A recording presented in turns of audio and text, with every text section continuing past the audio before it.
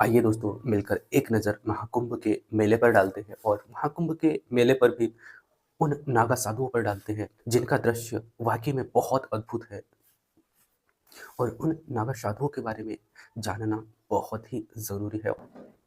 नागा साधुओं से क्या सीख सकते हैं? नागा साधुओं का जीवन अनगिनत रहस्यों से भरा हुआ है। बहुत सारे लोगों के ये तमाम सवाल होंगे कि नागा साधु कौन है? इनका उद्देश्य क्या है? ये नागा साधु कुंभ के मेले में कहाँ से आते हैं और ये तमाम लोग कुंभ के मेले के बाद में कहाँ चले जाते हैं और ये आखिर नागा साधु बनते कैसे हैं, ये हम इस वीडियो के माध्यम से देखने वाले हैं और इसमें मैं बहुत ही डिटेल से आप लोगों को बताने का प्रयास करूँगा। वीडियो को देखने के बाद में आपको पता चलेगा कि आप इन नागा साधुओं से क्या सीख सकते हैं। इसमें बड़े बड़े विद्वान हैरानी जताते हैं। वो कहते हैं कि हार्वर्ड विश्वविद्यालय जैसे भी अध्ययन कर रहे हैं तो पाया गया कि ज़्यादातर लोगों को इन नागा साधुओं के बारे में जानकारी ही नहीं है। नागा साधु असल में एक विचार है जो खुद को त्यागने से शुरू होता है और सबसे पहले ये त्याग शरीर का होता है। इसमें नागा साधु बनने वाला खुद का अंतिम संस्कार करता है, फिर पिंडदान करके नागा साधु बनने की प्रक्रिया में प्रवेश करता है और ये प्रक्रिया एक नागा साधुओं की मनोस्थिति के बारे में बताती है। यह ऐसी मनोस्थिति है जिसमें व्यक्ति अपने हाथों से खुद का अंतिम संस्कार करके अपना पिंडदान कर चुका होता है। नागा साधु बेहतर सर्दी में भी निर्वस्त्र रहते हैं। उन पर मौसम का कोई प्रभाव नहीं पड़ता, चाहे बरसात हो, सर्दी हो, गर्मी हो, उन पर कोई प्रभाव नहीं पड़ता और उनके स्वरूप को कई लोग समझ ही नहीं पाते हैं। उनके बालों की लंबी चटाई, शरीर पर रगड़ी भस्म तपस्या करने का एक अनूठा तरीका है। वैसे तो नागा शब्द के कई अर्थ हैं, लेकिन संस्कृत भाषा में नागा शब्द का अर्थ पहाड़ होता है। यानी कि नागा साधु या सन्यासी उन लोगों को कहते हैं जो पहाड़ों पर रहकर तप या तपस्या करते हैं। इसके अलावा कचारी शब्द में नागा शब्द का अर्थ होता है युवा बहादुर सैनिक। नागा साधुओं को योद्धा सन्यासी भी कहते हैं क्योंकि ये योद्धा होते हैं और इनका इतिहास गुरु आदि शंकराचार्य जी से जुड़ा हुआ है। ऐसी मान्यता है कि आदि गुरु शंकराचार्य जी ने भारत की 4 अलग अलग दिशाओं में 4 मठों की स्थापना इन्होंने की थी। तब उन्होंने इन मठों की रक्षा करने के लिए इन नागा साधुओं की एक टोली बनाई थी। ये वो साधु सन्यासी थे जिन्हें शास्त्रों के साथ साथ शस्त्रों का भी ज्ञान था और इस समय माहौल कुछ ऐसा था कि तपस्या करने से सनातन धर्म की रक्षा नहीं हो सकती थी।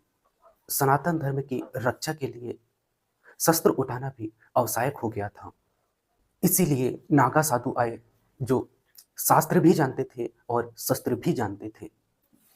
हालांकि कुछ इतिहासकार मानते हैं कि नागा साधुओं का पंथ सिंधु घाटी सभ्यता से भी पुराना है। सिंधु घाटी सभ्यता की खुदाई में कई ऐसे प्रतीक चिन्ह मिले हैं जिन पर जटाधारी नागा साधुओं की मुद्राएं बनी हैं।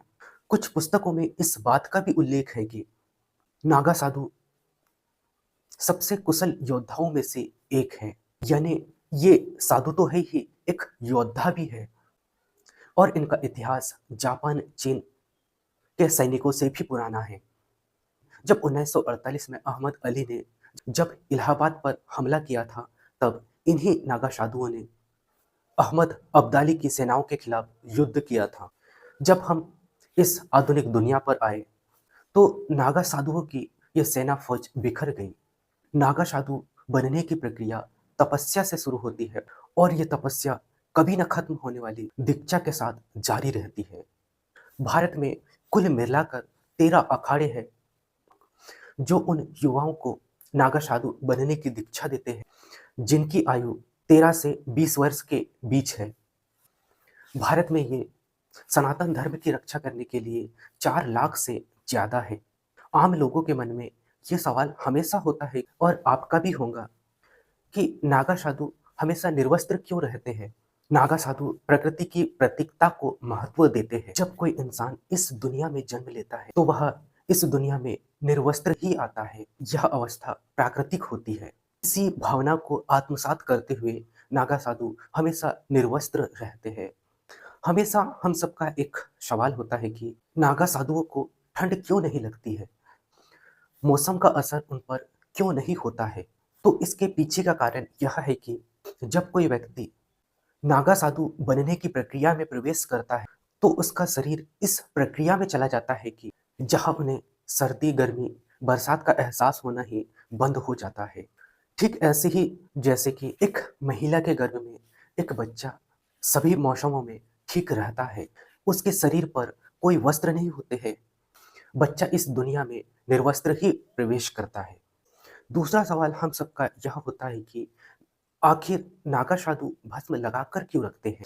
और आप सभी को बता दूं, भस्म मृत शरीर से बनी वो राख होती है, जिसे लगाकर नागा साधु ये बताते हैं कि मृत्यु पर विजय पा चुके हैं। तीसरा सवाल हम सबका होता है कि नागा साधु कुंभ के मेले में कहाँ से आते हैं और कुंभ के मेले के बाद में कहाँ चले जाते हैं? तो आप सभी को बता दूं, दुर्गम पहाड़ वाले स्थानों पर तपस्या करते हुए अपना जीवन बिताते हैं। इसीलिए कुंभ के मेले के बाद वो किसी को दिखाई नहीं देते हैं या फिर सृष्टि के ब्रह्मांड पर निकल जाते हैं। आप भी चाहे तो नागा साधुओं से बहुत कुछ सीख सकते हो। सबसे बड़ी सीख यह है कि कैसे हम अपने आप में, अपनी दुनिया में प्रसन्न रह सकते हैं। नागा साधुओं के पास में कोई भौतिक वस्तु नहीं होती है, फिर भी वह अपना जीवन बहुत ही खुशी और आनंद के साथ में व्यतीत करते हैं।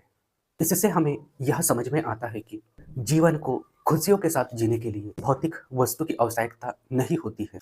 अगर आपकी मनोस्थिति आपके नियंत्रण में हो, तो अपने आप में खुश रहते हैं। तो आनंदित जीवन जीने के लिए बड़े गाड़ी, बड़े बंगले, महंगे कपड़े, महंगे जूते, बैंक बैलेंस की आवश्यकता नहीं होती है। नागा साधुओं के पास सबसे बड़ी शक्ति होती है, वो होती है इच्छा शक्ति। वो बिना कष्ट की भावना किए ऐसे योग हट करते हैं कि जिनका आम लोग कल्पना भी नहीं कर सकते, और यही उनकी इच्छा शक्ति दिखाती है। उनकी इच्छा शक्ति इतनी प्रबल होती है कि हर प्रकार के दर्द को सह सकते हैं। नागा साधुओं के जीवन में त्याग भी एक तरह का तपस्या है। वो वस्त्रों का त्याग कर चुके हैं, संपत्ति का त्याग कर चुके हैं, यहाँ तक कि परिवार और रिश्ते नातों का त्याग कर चुके हैं। भौतिक वस्तुओं का ये त्याग ही सबसे बड़ी तपस्या है। तो आपने इन नागा साधुओं के जीवन चरित्र से क्या सीखा, ये कमेंट करके